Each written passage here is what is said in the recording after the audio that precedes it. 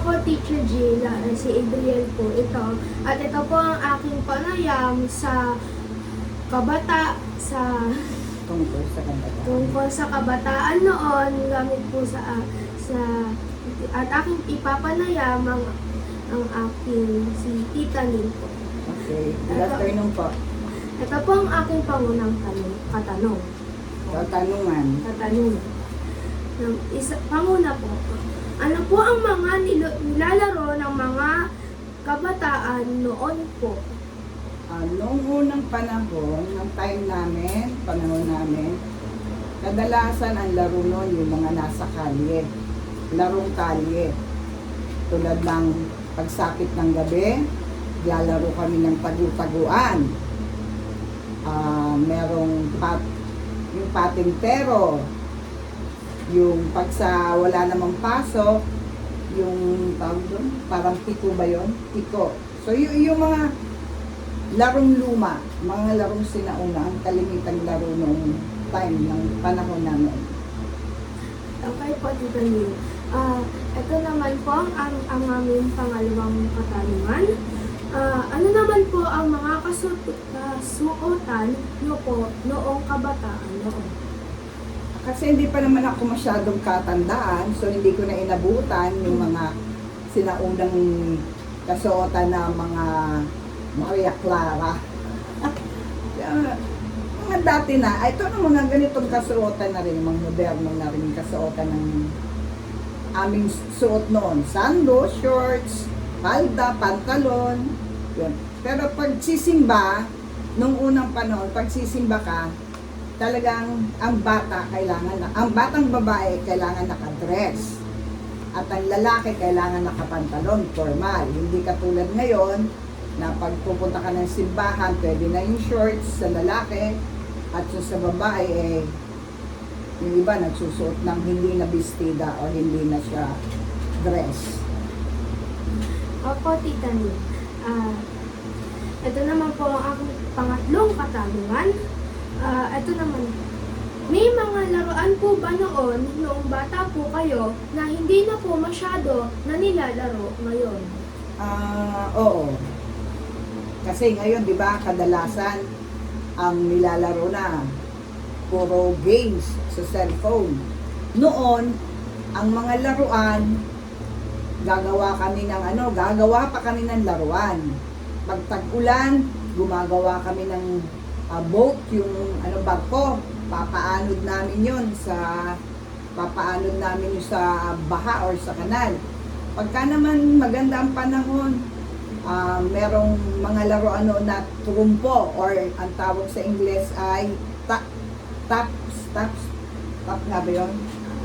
Yung mga, para po yung mga iniikot po. Oo, yun, iniikot ng gano'n. Trumpo, tapos yung may mga patpat na ginagawa, na shako, yun.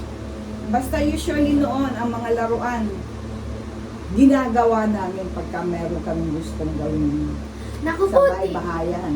Naku po, Tita Lynn, parang masaya po talaga gumawa ng sarili niyo pong laruan. Ay, oo, talagang napakasaya kasi yung lumalabas ang iyong pagiging artistic, imahinasyon mo gumagana kasi meron kang gustong gawin, meron kang gustong laruin, ikaw pa mismo ang gagawa ng laruan na yun. Di ba? Ang saya? Hindi katulad ngayon, ha? Hindi po katulad na ngayon na po nakatingin lang po tayo sa cellphone. Yes, tama. Ito naman po ang aking panglimang katanungan.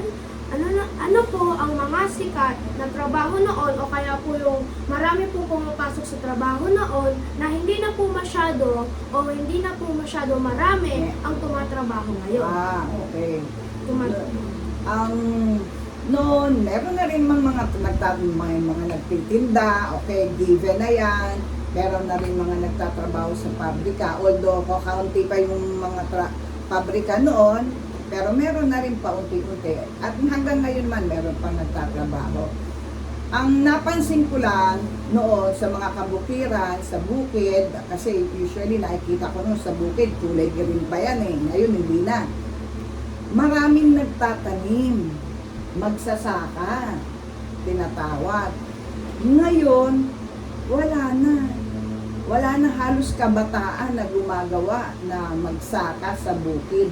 So yun ang kulang or ayaw na ng mga kabataan na trabaho ngayon, yung pagtatanim sa bukid or sa ng palad. Yun ang napapansin ko. Okay, okay po. So mga dati po, ang pagsasaka po ay marami pong gumagawa nito. Oo, marami. Dahil po, Pag pwede din po sila makapagbenta ng mga... Oo. Pag umuwi kami noon sa probinsya, sa province pa ng Bicol noon, nakikita mo maraming kabataan na nagtatanim sa bukid. Pero ngayon, wala na. Wala na halos. Okay po. Ito naman po ang aking pang-anim na katanungan. Ito naman po. Parang related na din po ito sa ating past, yung mga tanong po natin na 1, Okay. 2. Ang 45. Ano po ang mga paraan para po maging masaya o ma-entertain po kayo noong panahon? Noong unang panahon, kasi hindi pa uso na ang TV. Siguro may TV or television, pero kakaunti pa lang ang nakakapag-avail nito. Usually yung merong may kaya lang, yung may kakayahan, yung may pera na sinasabi. Since ang mas nakararami noon ay walang pera, lalo na pagka mga nasa probinsya. So kami noon, ang natatandaan ko lang, pagkatapos namin kumain ng aming hapunan, nililikom kami ng aming tiyahin. May tita ako, kapatid ng aking mother. Nililikom kami yan. Sasabihin niya sa amin, "Oy, bilisan niyong kumain. Maghugas na agad kayo ng pinggan. Dali, at tayo'y magkikwentuhan na." Pagkatapos namin, dali-dali kami niyan. Uupo na yan sa isang upuan sa salas. At kaming magkakapatid nakapalibot sa kanya. Kung ano yung parang nakikita niyo noon sa mga libro. Nakapalibot na kami niyan sa kanyang harapan. At magkwekwento na yan. At yun ang aming parang pinaka-television noong panahon na iyon. So, habang nagkikwento siya, gumagana yung aming imahinasyon. Diba? Maganda. Kasi hindi namin nakikita kinikwento lang niya. So, nandun lang sa isip namin yung ini-imagine lang namin kung paano yung kwentong yun. Diba? Masaya.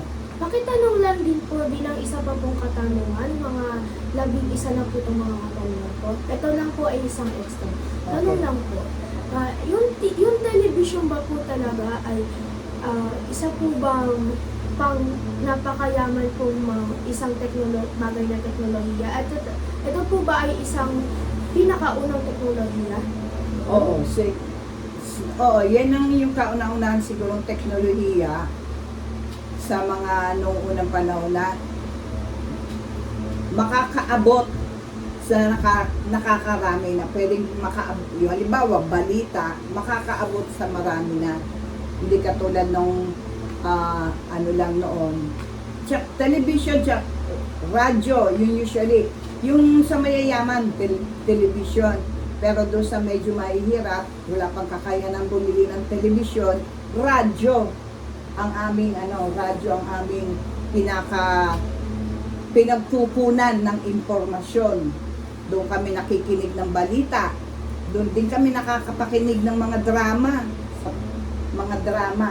sa radyo. Okay po, Tito Ning. Ito naman po pang-pito po namin aking katanungan. Okay. Sumasayaw po ang kabataan dati ng traditional na sayaw. Ano naman po sa mga traditional na sayaw na po ito ay hindi na po masyado nasasayaw ngayon? Siguro yung mga excuse me. Yung mga tinikling, hindi na sinasayaw yan ngayon. Although siguro sa mga programs. Pero yung mga pangkaraniwan, sa panahon ngayon, sino pa ba naman magtitinikling? Tinikling, mga karinyosa. Sinasayaw pa rin naman siguro sa ngayon, pero pagka-araw na lang ng wika, pag may program na lang sa school. Hindi na yung pang-araw-araw na. Okay, dumidikit na po tayo sa pang-walo po ng katanungan. Dumidikit na po tayo sa extra question ko po noong number 6. Ito naman po ay ano pa lang po ang pinakaunang na-inventong teknolohiya noong kabataan noon? Hindi ko remember. Siguro, hindi ko alam kung ayon pagkakasunod-sunod ako. Nauna ba ang telepono, radyo, or television? Pero, ang kadalasan lang na ano noon, syempre wala pang computer. Ang ang teknolohiya pa lang na ano namin ay radyo at television. Usually yun lang ang kadalasan gamit namin. Yun yung pinaka-simple technology na gamit ng mga tao noong unang panahon. Okay po. So, meron din po sa noong kabataan po noon, meron na din po mga telepono, radyo. Oo, meron na. Yung may telepono, may radyo. Nung time namin, kung sa akin, yung tatanungin mo, yung time namin, meron na rin telepono, meron ng television, at meron ng radyo. Kaya lang nga, kakaunti pa lang ang may kakayahang magkaroon nito. Kasi nga, may kamahalan. Okay po. At dito naman po ang aking pang siyam na katanungan. Ito naman po ay, ano po ang mga pagkain noon na hindi na po masyado natitikman ng pampubliko, pero nakain nyo na po? Siguro, depende naman yan sa mga bayan-bayan na kung saan ka naroroon. Siguro mga kakanin. Mga kakanin, although meron na ngayon, kaya lang ang ibang bata hindi na masyadong mahilig ng mga kakanin ngayon.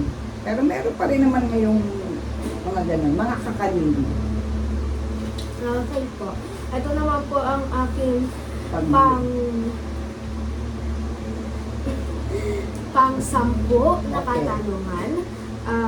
Ito naman po. Ito po ang aking pinaka-crucial na katanungan. Okay. Dahil ito po ay pagsusummarize ng buong 1 to 9. Okay, sige. Sa kabataan po ngayon, ano po ang pagkakaiba sa kabataan noon? Ay, marami. Kasi nung unang panahon, ang mga kabataan nung unang panahon, sa tingin ko lang nung unang panahon, masaya kami. Kasi sama-sama kami naglalaro, nakakapaglaro kami sa kalsada. Masaya. Ngayon, yung mga kabataan, makikita mo na lang, nag-iisa sila sa isang kwarto, hawak ang cellphone. Parang lonely po sila, no? Oo, nung unang panahon, hindi. Masaya kami. Pagkagaling namin sa school, pagkagawa ng aming mga assignments, pwede na kami lumabas, maglalaro sa kalsada, at noon hindi pa ganito kainit. So maganda pa ang panahon nung unang panahon, kaya magandang maglaro sa labas. Lalo na pag maliwanag ang buwan. Tulad po ng Tsaka ang mga kabataan noon, wala silang ibang mode ng pagkukunan ng kundi marunong sila ay mahilig magsipagbasa pa noong unang panahon. Kasi walang masyadong cellphone, walang masyadong gadgets. So, ang kadalasang noon ay comics. Actually, sa comics ako natutong magbasa. So, yun ang nagturo sa akin kung paano ako magbasa. Okay po. Pero base po dun sa topic na po yun, marami po ba ang nagbabasa ng libro noon kaysa sa kabataan ngayon? Oo, kasi noon, lalo na pag isa kang mag-aaral, libro talaga ang iyong libro talaga, doon ka nakakonsentrate sa paghahanap ng kasagutan sa mga assignments mo sa libro. Pagka pupunta pa kami ng library. Hindi library ng school library ng city. Dito sa San Pablo City, may library dyan. pupunta pa kami doon pag gagawa kami ng research. Hindi katulad ngayon, isang pindot mo lang sa cellphone, meron ka ng, pwede ka nang mag-search. O kaya noong kadalasan, talagang libro ang aming hawak. Doon kami nakatuon sa paghahanap ng aming solusyon or kasagutan sa mga assignments or asignatura namin. Libro talaga. So, since wala pong internet po noon, Mhm. sa library o kaya sa mga libro-libro po talaga kayo Kayo. tumitingin ng research. Oo, sa libro talaga. Nakaprint na po o nakasulat na po doon sa... Susulatin namin yun. Susulatin namin yun ate. Kaya, syempre, manual yun eh. Manual ah. Re-research ka ganyan, susulat mo ganyan. Kasi hinira mo lang naman yung libro eh. So, talagang magbabasa ka. Kaya yung mga tao noon, mahilig magbasa. Hindi katulad ngayon, mahilig mag-cellphone. Okay po, Tita Lynn. Maraming salamat po sa pag-join po dito sa aking panayam. Okay At lang. ayun lang po, Teacher Jill, sa panayam na ito, sa mga katanungan sa kabataan noon at ngayon. Thank you po. Bye-bye po. Bye.